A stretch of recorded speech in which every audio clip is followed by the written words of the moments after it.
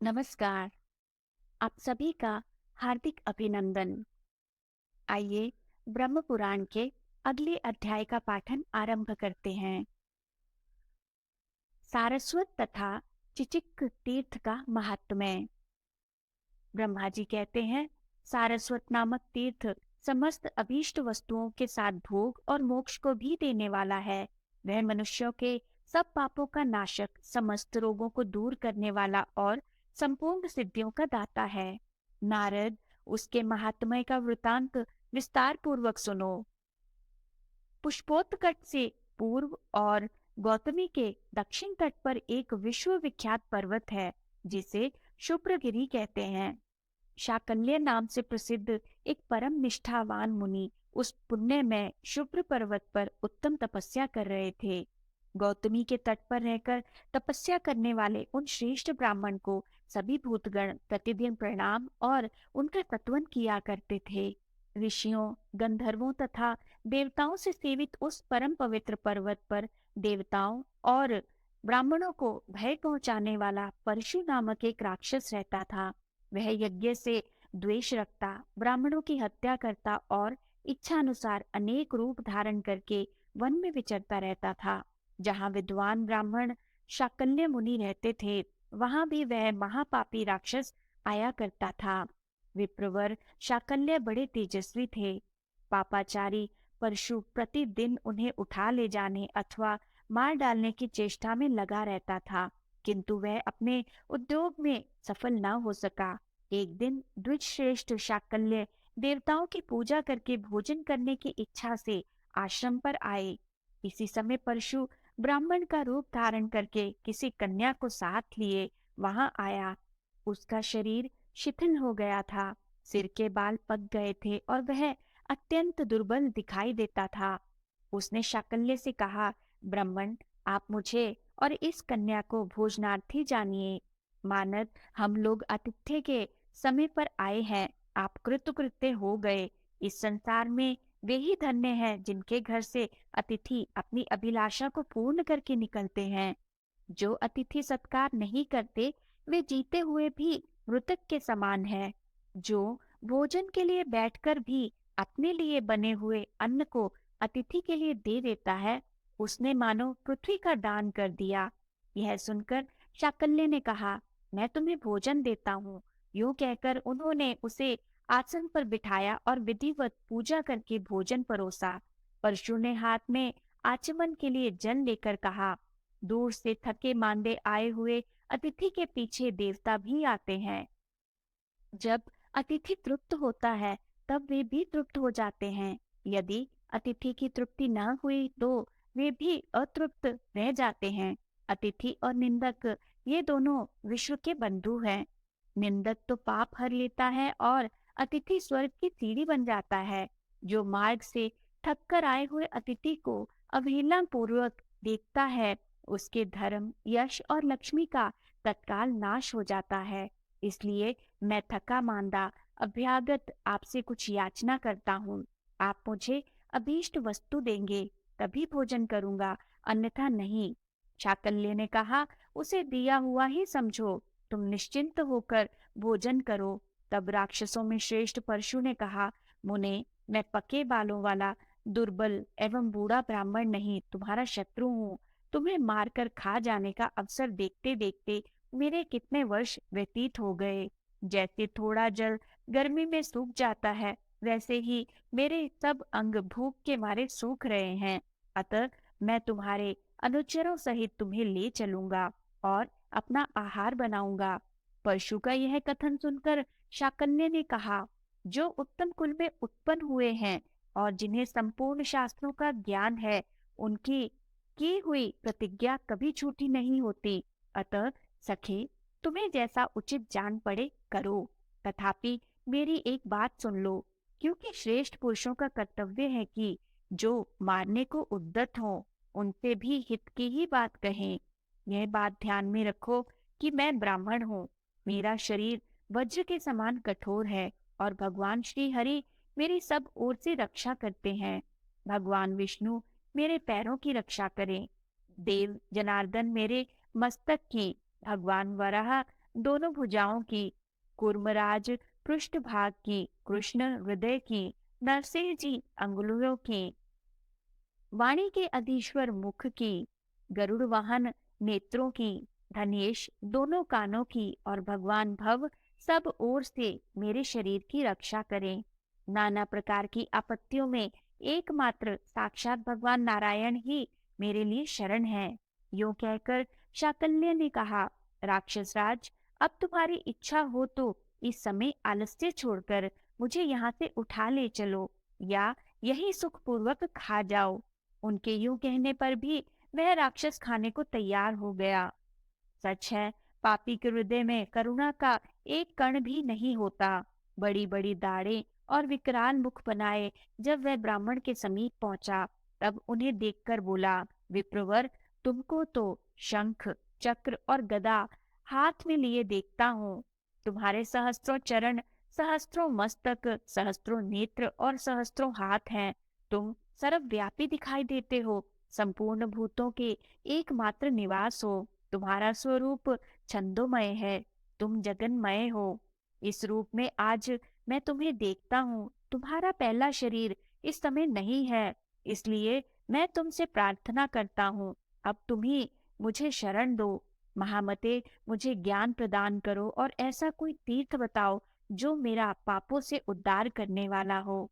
ब्राह्मण महापुरुषों का दर्शन निष्फल नहीं होता, भले ही वह द्वेष अथवा ज्ञान से ही क्यों न हुआ हो। लोहे का पारसमणि से प्रसंग या प्रमाद से भी स्पर्श हो जाए तो भी वह उससे सोना ही बनाता है। राक्षस का यह वचन सुनकर शाकल्य को बड़ी दया आई। वे बोले, दैत्यराज, तुम्हें शीघ्र ही सरस्वती का वरदान प्राप्त होगा।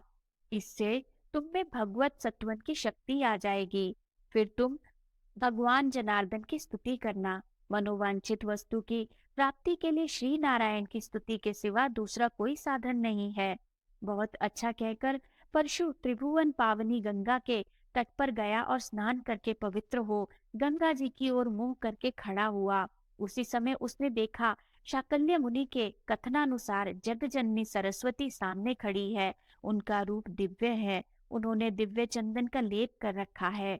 संसार की जड़ता दूर करने वाली जगन माता जगदम्बा भुवनेश्वरी का दर्शन करके परशु ने विनीत भाव से कहा, देवी, मेरे गुरु शाकल्य ने कहा है कि तुम लक्ष्मीकांत भगवान गरुड़ ध्वज की स्तुति करो। आपके प्रसाद से वह शक्ति मुझे प्राप्त हो जाए, ऐसी कृपा कीजिए। सरस्वती ने तथास्तु कहा। उनकी कृपा से शक्ति पाकर परशु ने भगवान जनार्दन की भांति भांति के वचनों द्वारा स्तुति की। इससे भगवान श्री हरि बहुत संतुष्ट हुए। उन कृपा संधु ने राक्षस को वरदान दिया, तुम्हारे सब मनोरथ पूर्ण होंगे। इस प्रकार शाकल्य मुनि, गौतमी गंगा, सरस्वती देवी तथा भगवान नरसिंह के प्रसाद से वह राक्षस महापापी होने पर भी स्वर्गलोक में चला गया। जिनके चरण कमलों में संपूर्ण तीर्थों का निवास है, उन शांग्र धनुषधारी भगवान विष्णु की कृपा का ही यह फल है। तब से वह तीर्थ सारस्वत नाम से विख्यात हुआ। वहां स्नान और दान करने से मनुष्य श्री विष्णु लोक में प्रतिष्ठित होता है। चिचिक तीर्थ सब रोगों का नाश, सब प्रकार की चिंताओं का निवारण और मनुष्यों को सब प्रकार से शांति का दान करने वाला है। उस तीर्थ के स्वरूप का वर्णन करता हूँ। पूर्वोक्त शुभ्रगिरी पर जहाँ गौतमी के उत्तर तट पर भगवान गदाधर विराजमान है, पक्षियों का राजा चिचिक रहता था। उसी को भेरुन भी कहते हैं। वह मांसाहारी पक्षी सदा उस पर्वत पर ही रहता था। वहां नाना प्रकार के फूल और फलों से लदे हुए तथा सभी ऋतुओं में फूलने वाले वृक्ष व्याप्त थे। श्रेष्ठ ब्राह्मण भी उस पर्वत के शिखर पर निवास करते थे। गौतमी गंगा से उस पर्वत की शोभा और भी बढ़ गई थी। इस प्रकार वह शुभ्रगिरि विविध गुणों से संपन्न और अनेकों मुनिजनों से घिरा हुआ था। एक दिन पूर्व देश के राजा पवमान, जो क्षत्रिय धर्मपरायण, श्री संपन्न और देवताओं तथा ब्राह्मणों के रक्षक थे, बहुत बड़ी सेना और पुरोहित के साथ वन में आए। वन में घूमते घूमते थक कर किसी समय वे एक वृक्ष के नीचे आए जो गौतमी के तट पर था। बहुत से पक्षी उस वृक्ष पर निवास करते थे। वहां पहुंचकर राजा ने चिचिक पक्षी को देखा, जिसके दो मुंह थे। वह स्थूलकाय और सुंदर था। उसे चिंता में निमग्न देख राजा ने पूछा, तुम दो मुख वाले पक्षी के रूप में कौन हो? चिंतित से दिखाई देते हो। यहाँ तो कोई भी दुख से पीड़ित नहीं है, फिर तुम कैसे कष्ट पा रहे हो? राजा के इस प्रश्न से पक्षी का मन कुछ आश्वस्त हुआ। उसने बारंबार लंबी सांसें लेकर धीरे धीरे कहा, राजन, मुझसे ना तो दूसरों को भय है और ना दूसरों को मुझे भय की आशंका है। यह पर्वत भांति भांति के फूलों और फलों से भरा है। अनेकानेक मुनि यहाँ निवास करते हैं, फिर भी यह पर्वत मुझे सोना ही दिखाई देता है। अतः मैं अपने लिए शोक करता हूँ। मुझे ना तो यहाँ कुछ सुख मिलता है और ना मेरी कभी तृप्ति ही होती है। इतना ही नहीं, मैं निद्रा, विश्राम और शांति से भी वंचित हूँ। दो मुख वाले पक्षी की यह बात सुनकर राजा को बड़ा विस्मय हुआ। उन्होंने पूछा, तुम कौन हो? तुमने कौन सा पाप किया है और क्यों तुम्हें यह पर्वत सोना दिखाई देता है? यहाँ रहने वाले प्राणी तो एक मुख से ही तृप्त रहते हैं। तुम्हारे तो दो मुख हैं, तुम्हें क्यों नहीं तृप्ति होती? तुमने इस जन्म में अथवा पूर्व जन्म में कौन सा पाप किया है? ये सब बातें मुझसे सच सच बताओ, मैं तुम्हें महान भय से बचाऊंगा। चिचिक ने पुनः लंबी सांस लेकर राजा से कहा, महाराज, मैं तुम्हें अपने पूर्व जन्म का वृतांत सुनाता हूँ। सुनो। पूर्व जन्म में मैं वेद वेदांगों में पारंगत श्रेष्ठ ब्राह्मण था। उत्तम कुल में मेरा जन्म हुआ था और अच्छे पंडित के रूप में मेरी प्रसिद्धि थी। किंतु मैं सबका कार्य बिगाड़ने वाला और कलह प्रिय था। लोगों के मुंह पर कुछ और कहता तथा पीठ पीछे कुछ और। दूसरों की उन्नति देखकर सदा दुखी होता और माया फैलाकर संसार को ठगा करता था। मैं कृतघ्न, असत्यवादी, पर निंदा कुशल, मित्रद्रोही, स्वामी द्रोही, गुरुद्रोही, दंभाचारी और अत्यंत निर्दय था। मन, वाणी और क्रिया द्वारा बहुत लोगों को कष्ट पहुंचाता था। दूसरों की हिंसा करना ही मेरा सदा का मनोरंजन था। स्त्री पुरुष के जोड़े में फूट डाल देना, समूह के समूह का विनाश करना, मर्यादा तोड़ना आदि दुष्कर्म मैं बिना विचारे किया करता था। विद्वान पुरुषों की सेवा से दूर ही रहता था। तीनों लोकों में मेरे जैसा पापी दूसरा कोई नहीं था। इसी से मेरे दो मुंह हो गए।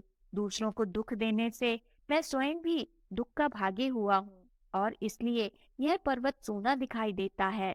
राजन, और भी धर्म युक्त वचन सुनो, जिसके पालन किए बिना ब्रह्म हत्या के समान पाप लगता है।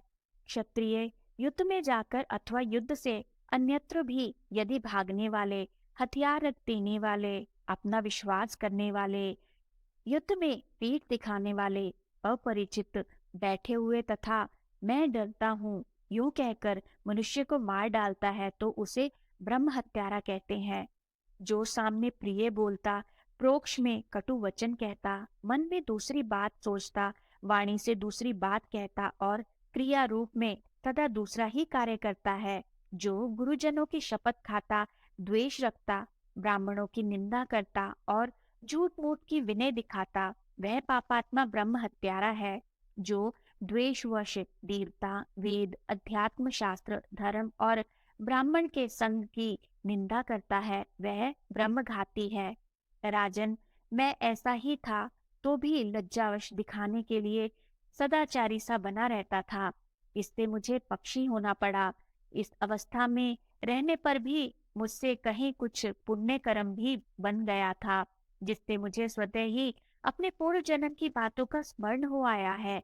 चिचिक की बात सुनकर राजा पवमान को बड़ा आश्चर्य हुआ। उन्होंने पूछा, किस कर्म से तुम्हारी मुक्ति होगी? उसने कहा, सुव्रत, गौतमी के उत्तर तट पर गदाधर नामक तीर्थ है, वही मुझे ले चलो। वह तीर्थ परम पवित्र और सब पापों का नाश करने वाला है। मैंने बड़े बड़े मुनियों से सुना है कि वह सब अभीष्ट वस्तुओं को देने वाला है। गौतमी गंगा तथा भगवान विष्णु के सिवा दूसरा कोई कलेशों का नाश करने वाला नहीं है। मैं चाहता हूँ सर्वोतभावेन उस तीर्थ का दर्शन करूं, किंतु मेरे प्रयत्न से यह कभी संभव नहीं है। भला पापियों को मनोवांछित वस्तु की प्राप्ति कैसे हो सकती है? वीर, मैं यत्न करने पर भी उस तीर्थ का दर्शन नहीं कर पाता। यह कार्य मेरे लिए अत्यंत दुष्कर है। तुम्हारी कृपा हो तो मैं भगवान गदाधर का दर्शन कर सकता हूँ। भगवान करुणा के सागर है। वे बिना बताए ही सबके दुखों को जानते हैं। उनका दर्शन कर लेने पर पुनः मनुष्य को सांसारिक कलेश का अनुभव नहीं करना पड़ता।